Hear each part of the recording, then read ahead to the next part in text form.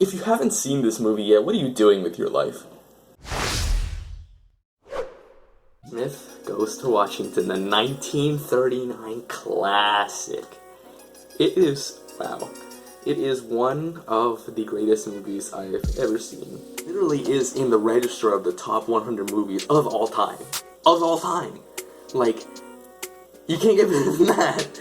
But seriously, Mr. Smith Goes to Washington is basically about, it's this naive young man that is like, oh, he's new, he's in a small town, he's like, he gets to run for office, and he gets elected. He's like, oh, Eagle Scout troop leader, and like all these things. The whole town loves him.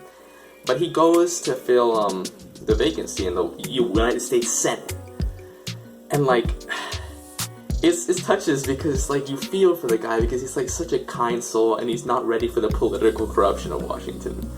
Like, interesting to see, like, in the 30s, it's still kind of similar to how it is nowadays, where you have the political corruption that is in a time with media as well, where big people with money pay the media to write more biased stories toward themselves and help to slander their opponents.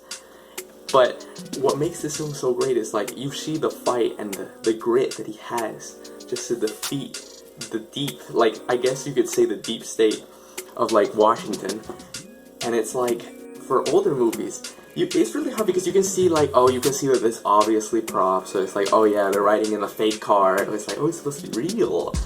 But like they still do, like for what they have, they do a great job with how they portray the images. Like you can really feel like you're a part of it. You feel in the entire movie, this is one of the things about it, you feel the pain, you feel the fight, you want it to happen, you want success to be brought upon him, and it's not even real. You like feel it's real.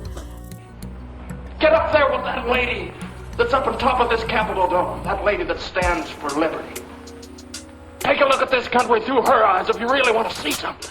And that probably relates to how, because it kind of mirrors a similar climate of politics that it is now, where it's like the little guy being trampled by the bigger guy. I think the only weakness of this like almost perfect movie is the beginning is slightly slow.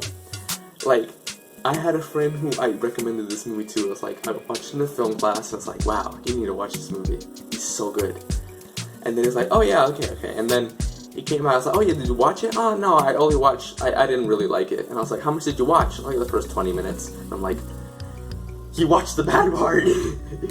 Like, it would have been a 10 out of 10 movie if it wasn't because it was slow at the beginning. That's literally the only thing holding back. Everything else, the acting is beautiful. Like, all the characters mesh well together. Like,